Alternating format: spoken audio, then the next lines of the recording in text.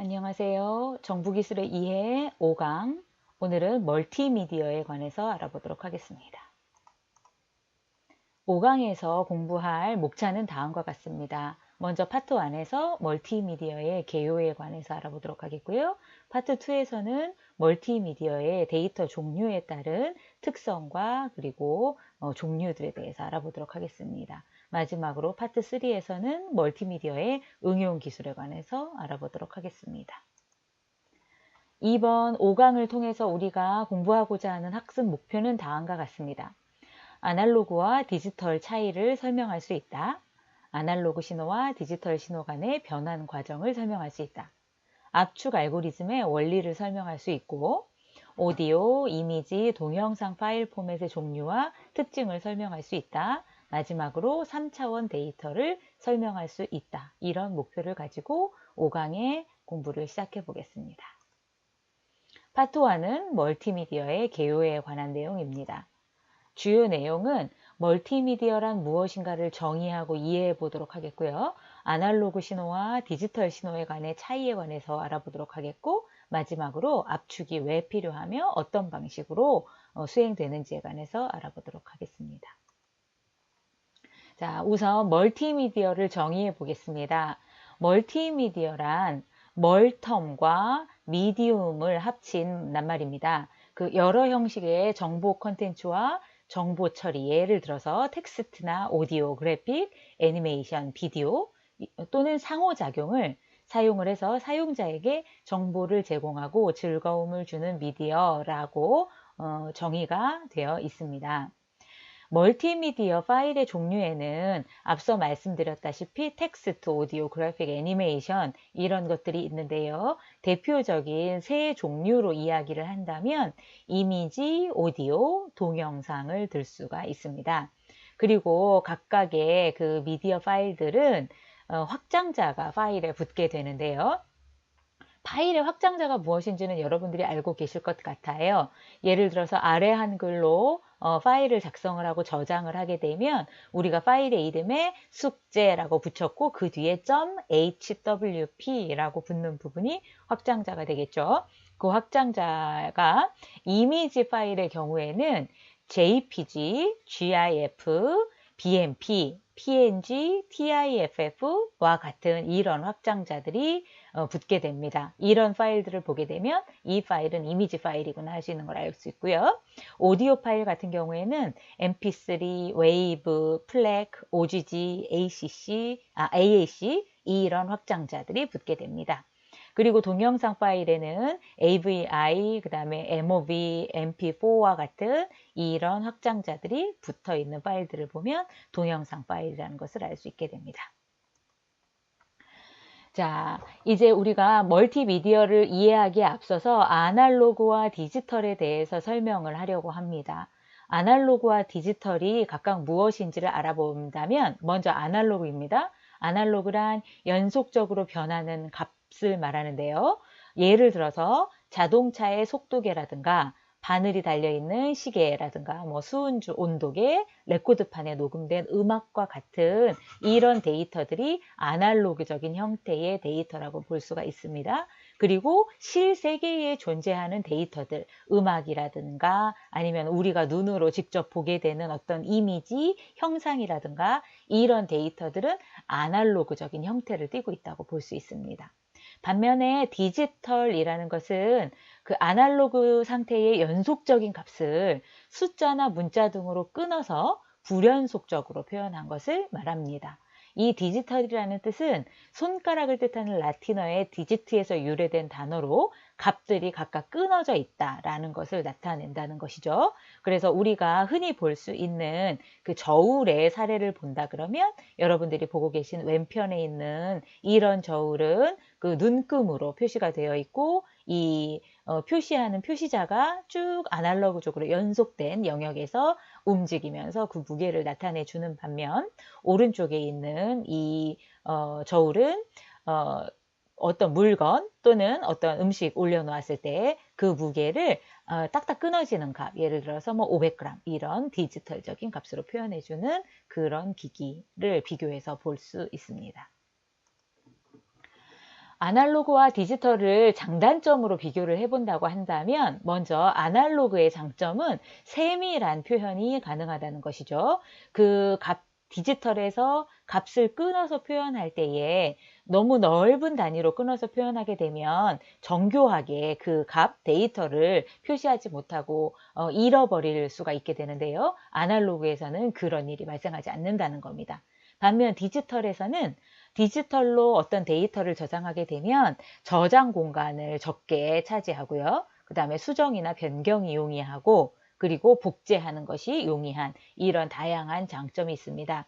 그렇다면 여기에 자료로 제시해 놓은 것을 본다면 마치 아날로그에 비해서 디지털이 훨씬 더 장점이 많은 것처럼 보이지만 이것은 어떻게 보면 약간 그 컴퓨터적인 입장에서의 장단점을 비교한 것이 될 것 같고요. 요즘에 많이 이야기하는 레트로 이런 감성을 표현하는 데는 또 아날로그 데이터가 더 맞다. 이런 그 컴퓨터 외적인 장단점에 대해서도 논할 수 있을 것 같습니다. 자, 아날로그와 디지털은 신호를 표현하는 서로 다른 방식이기는 한데요.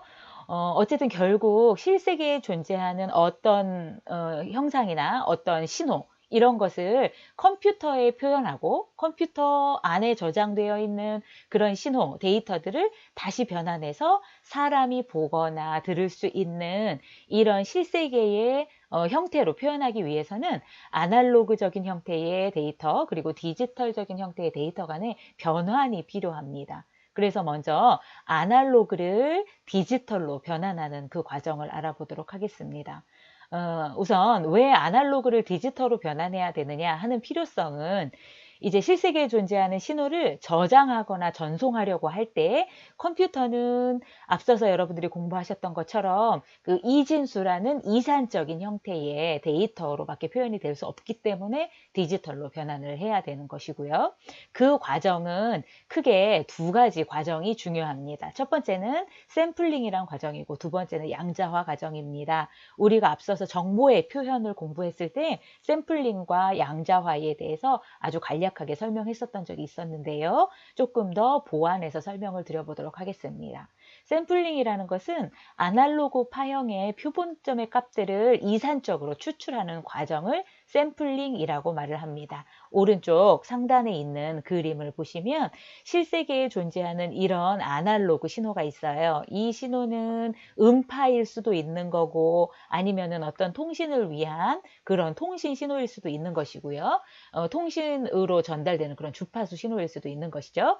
이런 아날로그 신호가 존재를 할 때 이 신호의 파형을 컴퓨터에 저장하려면 이 형태 그대로 저장을 할 수 없기 때문에 이제 디지털로 바꾸는 첫 번째 단계에서 어떻게 샘플링을 하느냐. 여기 이 좌표에서 왼편에서 오른쪽으로 이렇게 이동하는 이 축이 시간의 흐름이라고 보는 겁니다. 그러면 시간을 일정한 간격으로 나누어서요. 그 일정한 시간 간격의 실제 신호상에서 그 값이 어디에 해당하느냐 하는 값들을 추출해내는 과정. 이것을 샘플링이라고 보시면 됩니다. 그래서 일반적으로 패턴을 기술하는 좌표축을 따라서 일정한 간격으로 표본을 추출하는 과정을 샘플링이라고 한다. 이렇게 이해하시면 될 것 같아요. 그래서 이렇게 샘플링된 자료가 있다고 한다면 그 다음 단계에서 양자화, 퀀타이제이션이라는 과정을 거치게 되는데요. 이 양자화라는 과정은 샘플링된 값을 구간별로 구분을 해서 각 구간의 대표값으로 치환을 하게 된다는 이야기입니다. 자, 이쪽 그림에서 보시면 이 Y축을 일정한 간격으로 이렇게 나누어 놓았죠. 그리고 이 샘플링 되어 있던 각 지점의 값들을 구간별로 어느 구간에 속하는지 하는 것으로 표현을 한다는 얘기입니다. 그래서 예를 들어서 여기 첫 번째 구간이 있고 두 번째, 세 번째, 네 번째, 다섯 번째. 지금 이 예제에서는 전체 신호의 구간을 5개의 구간으로 나눠 놓은 것이고요. 지금 위의 그림으로 기준으로 본다면 예를 들어서 첫 번째 주기에 샘플링 되었던 이 값은 구간 4에 해당한다. 그러면 두 번째 구간에서 샘플링된 이 값은 5번째 그 영역의 구간에 해당한다. 이렇게 해서 구분을 할 수 있도록 하는 것이죠. 그래서 실질적으로 예를 들어서 요 두 개의 값을 비교해 보면 샘플링된 주기, 각 주기에서 요 값과 요 값이 서로 다른 값이기는 하지만 양자화 과정에서 이 y축을 이렇게 5 영역으로 나누었을 때 이 두 값은 한 영역에 속하게 됩니다. 그렇게 되면 이 값이 가지고 있는 실질적인 차이점은 없어지게 사라지게 되는 거고요. 이 두 개의 값은 같은 구간에 속하는 같은 값으로 처리가 되게 되는 거죠. 그래서 그런 과정을 양자화다 이렇게 말합니다. 자, 이렇게 아날로그 신호를 디지털 신호로 변화할 때 이제 샘플링 과정 그리고 그 다음에 양자화 과정을 거쳐서 그 각각의 신호의 일정한 주기에 나타나는 값들을 일정한 구간 값으로 변화시키는 그 방법을 알아보았다고 한다면 이번에는 반대로 디지털 신호를 아날로그로 변환하는 방법입니다. 앞서서 우리가 아날로그를 디지털로 변환했을 때의 반대 과정을 거친다고 생각을 하시면 될 것 같은데요. 예를 들어서 사운드 데이터를 재생하려고 하는 거죠. 음악을 재생해서 사람한테 들려주려고 할 때 디지털로 저장되어 있는 데이터를 가져다가 어떻게 사람이 인지할 수 있는 아날로그 데이터를 만들 것인가 하는 것인데요. 우선 과정은 이렇습니다. 샘플링한 숫자만큼 높이를 가지는 막대를 일정한 간격으로 세우는 겁니다. 여기 그림에서 보시면 이렇게 시간의 흐름에 따라서 우리가 일정한 간격으로 샘플링을 해 놓았을 건데요. 여기 보시면 막대가 하나하나 이렇게 여러 개의 막대들이 세워져 있는데 이 막대 중간에 표시되는 그 지점이 샘플링된 각각의 데이터를 나타난다고 보시면 됩니다.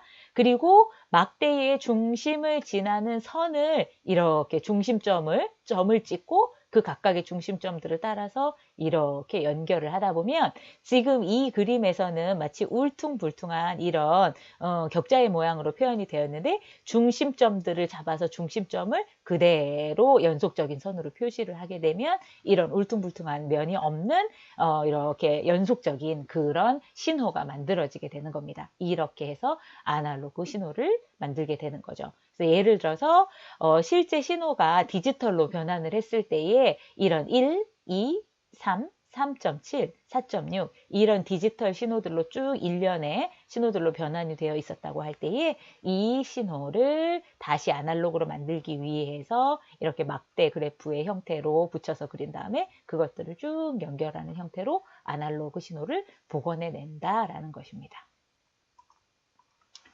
자, 이렇게 해서 우리가 이제 데이터, 특히 멀티미디어에 미디어에 해당하는 데이터들을 표현할 때에 디지털 방식과 아날로그 방식에 대해서 이제 앞서서 설명을 했습니다. 그 다음으로 이제 알아야 될 것이 압축이라는 과정입니다. 자, 압축이 무엇인가? 압축이란 파일에서 반복되거나 불필요한 부분을 없애서 데이터의 양을 줄이는 방식을 압축이라고 말을 합니다. 그렇다면 이 압축이 왜 필요한가를 먼저 생각해 보아야 되는데요. 멀티미디어 데이터는 일반 텍스트나 숫자 데이터에 비해서 굉장히 많은 그 데이터들이 합쳐져야 우리가 표현하고 싶은 이미지 또는 사운드 이런 것들을 표현할 수 있기 때문에 용량이 대용량이 되는 경우가 많습니다. 이렇게 대용량의 멀티미디어 데이터를 컴퓨터에 저장하거나 또는 네트워크를 통해서 다른 기기, 다른 사이트로 전송을 할 때에 데이터의 양이 많으면 많을수록 자원이 많이 소모가 되게 됩니다. 그렇기 때문에 자원이 많이 소모된다는 것은 비용이 증가한다는 의미도 되고요. 그리고 그 자원을 저장하거나 처리하는데 소모되는 시간이 길어진다는 의미도 됩니다. 그래서 이런 시간과 자원을 줄임으로써 더 효과적으로 더 고품질의 품질이 좋은 이런 데이터 표현을 위해서는 컴퓨팅 자원을 절약할 필요가 있게 되는 것이고요. 그 과정에서 압축이라는 것이 필요하게 되는 겁니다. 자, 그러면 압축이라는 것이 데이터를 용량을 줄이는 것인데요. 그 압축을 이해하기 위해서는 우리가 데이터 자체가 가지고 있는 특성 중에 어떤 한 가지 특성을 이해해야 합니다. 그 특성이 중복성이라는 거예요. 우리가 이제 원어로는 redundancy라고 표시를 하는데요. 중복성이란 멀티미디어 데이터에 내재하는 특성 중에 하나로서 중복성을 활용하게 되면 자원 절약이 가능하게 됩니다. 자, 그래서 압축을 통해서 자원 절약을 할 수 있는 가능성이 데이터에 내재되어 있다는 것이거든요. 자, 그러면은 그 중복성이라는 것에 대해서 좀 더 자세히 설명을 드려볼 텐데요. 중복성은 크게 두 가지 종류의 중복성이 있습니다. 먼저 시간적인 중복성이 있고요. 또 하나는 공간적인 중복성이 있습니다. 한 가지씩 차례로 설명을 드리겠습니다. 먼저 시간적 중복성입니다. 이제 데이터라는 것이 쭉 표현이 되게 되는데 시간의 흐름에 따라서 동일한 데이터가 반복해서 나타나는 특성을 지니고 있다는 것이 시간적 중복성이라는 겁니다. 주로 사운드 데이터나 동영상 데이터 같은 경우에 시간적 중복성이 존재를 합니다. 이제 사운드 데이터의 예제를 들어서 한번 설명을 드려보면 이렇습니다. 여기에 악보가 이렇게 표시가 되어 있는데요. 악보에 보시면 이런 음표들이 표시가 되어 있고 음표들은 각각 서로 다른 음의 높이와 그리고 음을 표시하는 그 길이로 나타나지잖아요. 그래서 예를 들어서 여기에는 이게 2분 음표가 있는 거고요. 그 다음에 여기에는 8분 음표가 이렇게 4개 그려져 있는 거고요. 그 다음에는 4박자짜리 음표가 이렇게 그려져 있습니다. 요 데이터를 이제 컴퓨터에다가 저장을 하려고 생각을 해봅시다. 그러면 우리가 이 음표들이 쭉 악기를 통해서 연주가 되었을 때는 아날로그 신호이지만 그 신호를 디지털화해서 저장을 하게 되잖아요. 그때에 어떤 식으로 저장을 하는가 하는 것을 가장 쉽게 생각해 볼 수 있는 것은 이 음표들의 길이가 다 다르기 때문에 그 음표들 중에서 기준이 되는 어느 한 음표의 길이를 기준으로 해서 그 기준에 따라서 이렇게 나타내는 방법이 있을 겁니다. 예를 들어서 이 악보 같은 경우에는 가장 짧은 길이를 가지는 음표가 요거잖아요. 8분 음표. 그러니까 8분 음표 길이가 기준 길이가 된다고 생각을 해보면 이 앞에 있는 이 2분 음표는 8분 음표가 몇 개 들어가 있다고 볼 수 있느냐면 4개 들어가 있다고 볼 수 있는 것이죠. 자, 그래서 4개의 길이만큼이 이 소리를 내는 것이기 때문에 요 한 소리를 내는 것이 8분음표를 4번 내는 것이어서 여기에 하나, 둘, 셋, 넷 이렇게 나누어서 4개의 데이터로 저장이 된다고 볼 수 있는 것입니다. 이때 여기에 표시하는 2, 3, 5 이거는 음의 그 높이를 숫자에 매핑한 거예요. 그래서 낮은 도를 1번이라고 생각했을 때 이게 레이이기 때문에 2번으로 나타낸 겁니다. 그럼 다시 길이의 측면으로 돌아와서요. 요 이분음표를 표현할 때는 2가 4번. 그렇죠? 2, 2, 2, 2. 그리고 여기 레, 미, 솔, 레 되어 있는 거는 2, 3, 5, 2 이렇게 표현이 될 거고요. 마지막 파는 이게 4박자가 되니까 8분음표 기준으로 했을 때는 8개가 들어가는 거잖아요. 그러면 4가 8개 쭉 나열되어 있는 이런 데이터로 표현이 된다는 거죠. 이렇게 어떤 사운드 데이터 안에는 지속적으로 어떤 음표들이 이렇게 플레이 되다 보면 여기에서 보시는 것처럼 시간이 지남에 따라서 2에 해당하는 이 데이터가 쭉 반복돼서 중복돼서 나오는 이런 현상, 4에 해당하는 데이터가 중복돼서 나오게 되는 이런 데이터의 특성이 이 데이터 자체에 존재를 하고 있다는 거예요. 그때 이런 데이터를 사운드 데이터를 디지털로 저장할 때에 이 8개를 개별적인 데이터로 해서 4저장하고 4저장하고 4저장하고 8개를 저장할 것이냐 한다는 얘기죠. 그러면은 8개를 저장하기 위한 기억 공간이 필요할 테니 그렇게 하기보다는 요 8개를 표시하는 방법을 바꾸어서 더 효과적으로 작은 저장 공간만을 활용해서 저장을 할 수 있다 그러면 저장하는 기억 공간을 줄일 수 있겠다라는 아이디어가 시간적인 중복성에서 찾아낼 수 있는 아이디어입니다. 두 번째, 공간적인 중복성은요. 공간상의 여러 위치에 같은 데이터가 중복돼서 나타난다는 겁니다. 예를 들어서 이런 공간적인 중복성을 찾아보기 쉬운 데이터의 유형은 정지 영상이나 문서 또는 동영상 데이터 같은 데서 많이 찾아볼 수 있는데요. 예를 들어서 아래에 하트 모양을 이렇게 비트맵의 형태로 표시한 이런 이미지의 예제를 드러났습니다. 그래서 요 각각의 점들을 우리가 이제 뒤에서 다시 설명하겠지만 픽셀이라고 부르는데요. 픽셀 하나하나를 살펴봤을 때 지금은 여기에 그림이 흑백 이미지라고 가정을 한다 그러면 어느 점이 흰색이거나 어느 점은 검은색이거나 둘 중에 한 가지 상태를 가지게 되는 것이죠. 그래서 검은 점의 위치들을 이렇게 지정을 해서 하트 모양의 그림을 그렸습니다. 그렇게 보면 여기 가운데 있는 이런 영역을 보시면 여기에서부터 여기까지는 다 흰색 데이터예요. 그리고 한 칸 줄어들고 오른쪽에서 한 칸 줄어든 그 영역이 또 흰색 데이터들로 인접해 있는 데이터들이 같은 데이터 값을 가지는 경우가 굉장히 많지요. 요 영역을 봐도 같은 데이터 값, 흰색이라는 같은 데이터 값이 쭉 4개의 픽셀에 연결되어 있는 이런 중복성을 볼 수가 있습니다. 그래서 이런 중복성을 가지고 있는 데이터를 저장을 할 때에 순진하게 픽셀 하나씩 하나씩 저장을 하기보다는 이 중복성을 잘 표현할 수 있도록 한다 그러면 데이터를 저장하기 위한 기억 공간을 줄일 수 있지 않겠는가 하는 것이 공간적인 중복성이라는 데이터 특성으로부터 찾아낼 수 있는 아이디어라는 거죠. 그래서 이런 아이디어를 활용을 해서 이제 데이터의 압축이라는 것을 하게 됩니다. 자, 그러면은 압축의 방법에 대해서 이제부터는 설명을 드릴 거예요. 그런데 압축을 하는 방식을 여러 가지로 이제 여러 사람들이 고안을 해놨거든요. 근데 크게 두 카테고리로 우리가 구분을 합니다. 먼저 비손실 압축이라는 카테고리와 손실 압축이라는 카테고리로 구분을 합니다. 말 그대로 비손실 압축이라는 것은 데이터를 잃어버리지 않는 압축 방식이에요. 반면에 손실 압축이라는 것은 데이터를 일부 손실할 수 있는 그런 압축 방법을 말합니다. 그래서 먼저 비손실 압축 방법을 먼저 설명을 드려보면요. 원본과 똑같이 복원이 가능한 방식을 비손실 압축이라고 말하고요. 실제 압축하지 않은 데이터에 그 데이터 하나하나를 저장하는 것과 비교할 때에 10%에서 30% 정도의 압축률, 그러니까 데이터를 저장하기 위한 공간을 10%에서 30% 정도 세이브할 수 있는 그런 방식입니다. 그래서 많은 다양한, 그러니까 데이터 종류에 따라서 다양한 압축 방식들이 개발이 되었는데 대표적인 것들이 반복 길이 코딩이라든가 허프만 코딩, 램펠 지프트 코딩 뭐 이런 압축 방식들이 있습니다. 그 중에서 우리가 이제 쉬운 예제의 하나로 반복 길이 코딩, 런랭스 코딩이라고 말하는데요. 그거에 관해서 한번 설명을 드려보도록 하겠습니다.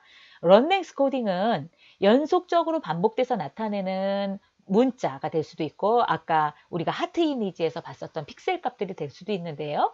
그 정보와 그 정보의 반복된 횟수로 코딩을 변환을 해서 저장하는 방법입니다. 아래의 예제를 보세요. 우리가 이제 어떤 문자열, 예를 들어서 뭐 문서를 저장하려고 하는데 그 문서의 일부에 이런 문장이 있다고 보는 겁니다. 그 문장이 TA, BBBBB 해서 B가 14개가 있고요. GLC 요렇게 되어 있는 어느 문장을 저장하려고 한다는 얘기죠. 그러면 이거를 원본 그대로 저장을 하려고 그러면은 문자가 하나, 둘, 그 다음에 14개니까 16, 17, 18, 19개의 문자를 저장하는 기억 공간이 필요하잖아요. 우리가 앞서서 정보의 표현 여러분들이 공부하실 때 문자라는 것은 아스키 코드라는 것에 의해서 표현될 수가 있고 아스키 코드는 한 문자를 표현하는데 7비트가 필요하고요. 그거를 편리하게 컴퓨터의 단위로 표현했을 때 이제 8비트가 필요하다고 얘기를 했으니까 요 문장 한 문장을 저장하려면 컴퓨터에 8 곱하기 아까 몇 개였었죠? 19개. 8 곱하기 19만큼의 그 비트가 필요하게 되는 겁니다. 그런데 여기에서 지금 보시니까 무슨 중복성이라는 것을 발견하실 수 있죠. 여기에 보니 공간의 중복성이 존재하잖아요. B 옆에 B, B 옆에 B, B 옆에 B, B 옆에 B. 그렇죠? 그래서 그 공간 중복성을 활용을 해보면 이렇게 코딩을 바꿔보는 겁니다. 어떻게 바꾸냐면요. TA 하고 B가 나왔잖아요. B 뒤에 특수문자를 하나 표시를 해주는 거예요. at라는 특수문자. 근데 이거는 문자의 의미가 아니라 그 뒤에는 숫자가 따라 나올 거라는 거예요. 그 숫자는 앞에 있는 이 B가 반복되는 횟수를 표시하는 정보라는 거죠. 그래서 B가 14번 반복이 되고 GLC가 뒤따라 나오는 이런 문자다라고 하는 거예요. 이렇게 코딩을 변환을 하게 되면 저장을 할 때에 T 저장하고 A 저장하고 B 저장하고요. 이 at라는 문자 저장하겠죠. 그리고 숫자 14에 해당하는 요 각각의 문자를 저장하고 GLC 이렇게 저장을 하게 되면 앞에서 그 문자 19개를 저장했던 것보다 문자가 하나, 둘, 셋, 넷, 다섯, 여섯, 일곱, 여덟, 9개로 줄어들게 되는 겁니다.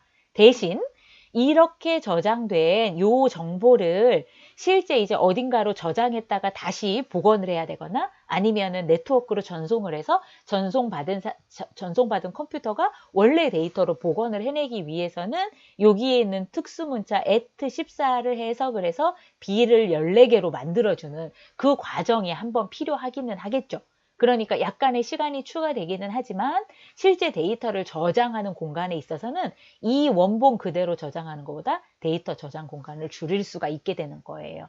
이렇게 하는 방식이 반복 길이 코딩 방식입니다. 이렇게 보시면 데이터의 형태가 바뀌게 되는 거죠. 저장되는 데이터의 형태가. 그렇지만 다시 복원할 때 원본과 똑같이 B가 14개 있는 이런 문자로 복원이 되기 때문에 데이터에 대한 손실이 없는 압축 방식이 됩니다. 그래서 반복 길이 코딩 방식은 비손실 압축 방식에 해당이 되는 거예요. 두 번째는 손실 압축 방법입니다. 데이터를 이제 압축해서 저장을 해놓고 다시 복원을 할 때 일부 데이터가 손실될 수 있는 그런 가능성을 내포하고 있는 거예요. 그래서 원본과 똑같이 복원되지는 않지만 대신 압축률을 높일 수가 있는 거예요. 그래서 원본을 그대로 저장하는 거에 대비 90%까지 저장 공간을 줄일 수 있는 그런 방식이 손실 압축입니다. 그래서 데이터가 일부 손실되더라도 그 저장 공간을 줄이기 위해서 이런 방식을 쓰겠다라고 판단할 때 사용하는 것이죠. 그 대표적인 압축 방법에는 변환 코딩, 트랜스폼 코딩이라고 하고요. 그 다음에 예측 코딩, 보관법, 프랙탈 압축 기법 이런 것들이 있어요. 근데 그 중에서 우리가 이제 여러분들이 이해할 수 있는 간단한 예로 인터폴레이션이라고 하는 보관법에 대해서 예를 들어서 한번 설명을 드려볼게요.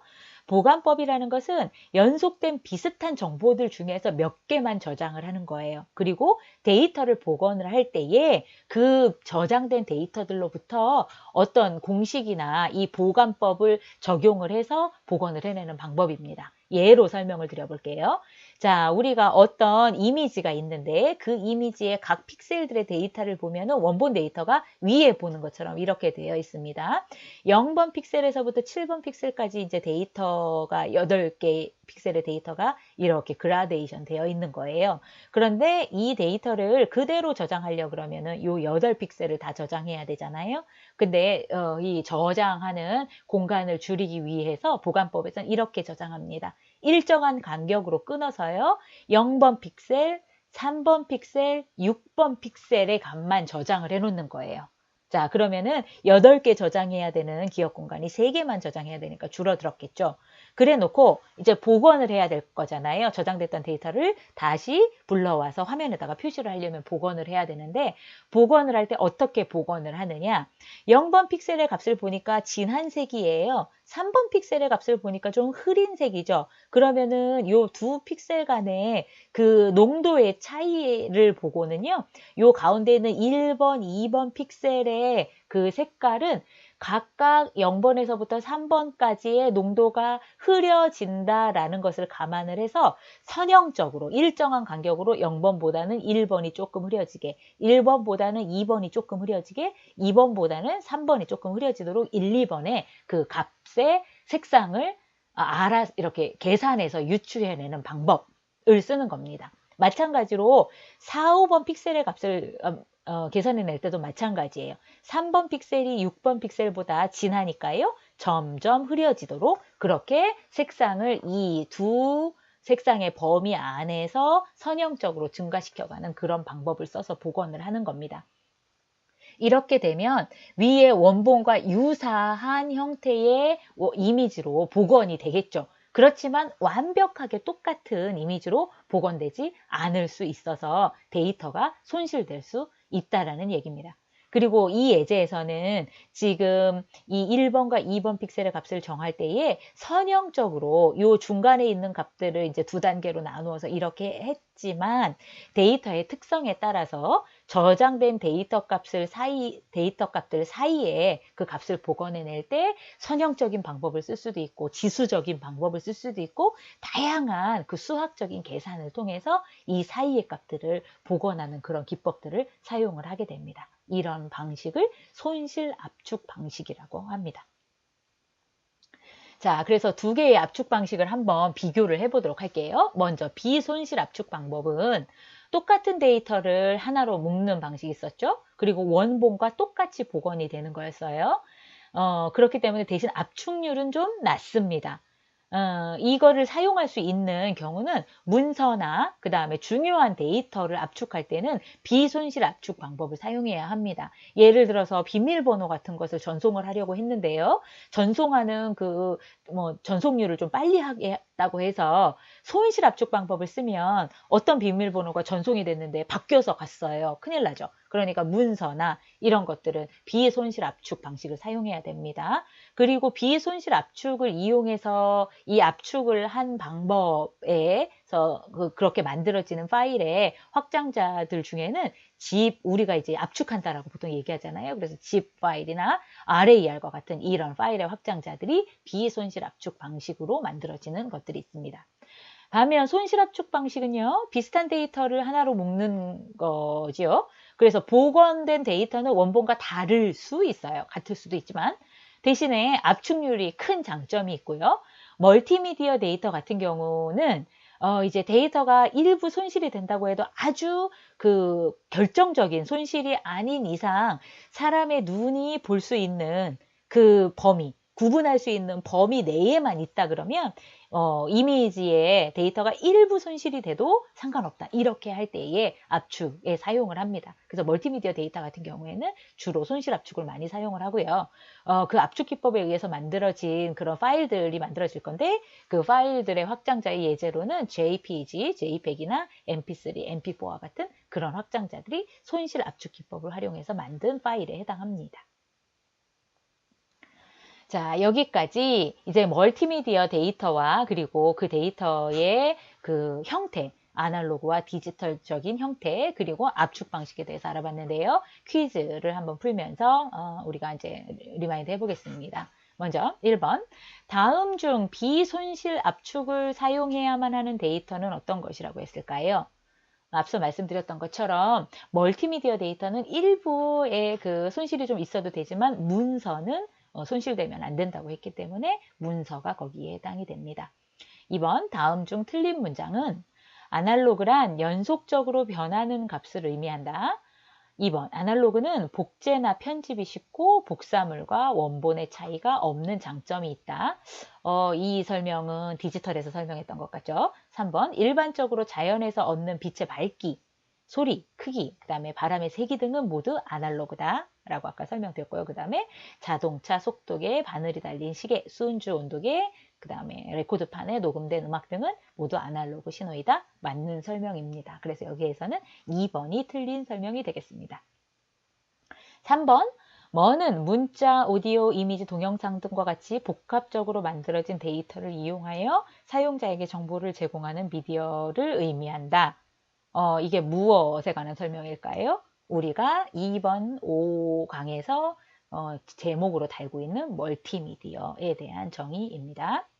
4번, 아날로그를 디지털로 변환하는 과정에서 아날로그 신호를 일정한 간격으로 자르는 과정, 일정한 시간 간격으로 잘라서 그 표본 데이터를 추출해내는 과정을 우리가 뭐라고 불렀죠? 샘플링이라고 합니다. 5번, 아날로그를 디지털로 변환하는 과정에서 눈금을 사용해서 디지털 값으로 변환하는 것. 그 값의 범위가 일정한 구간의 영역인데 그것을 일정한 간격으로 나누어서 표시하는 것을 아까 우리가 뭐라고 했나요? 양자화라고 했습니다. 파트 1에서 배운 내용을 요약해 본다면 멀티미디어는 문자, 오디오, 이미지, 동영상 등 복합적으로 만든 데이터로 사용자에게 정보를 제공하는 미디어를 의미한다. 아날로그는 연속적으로 변하는 값을 의미한다. 디지털은 아날로그에 대비되는 단어로 아날로그 상태의 연속적인 값을 숫자나 문자 등으로 끊어서 불연속적으로 표현한 것이다.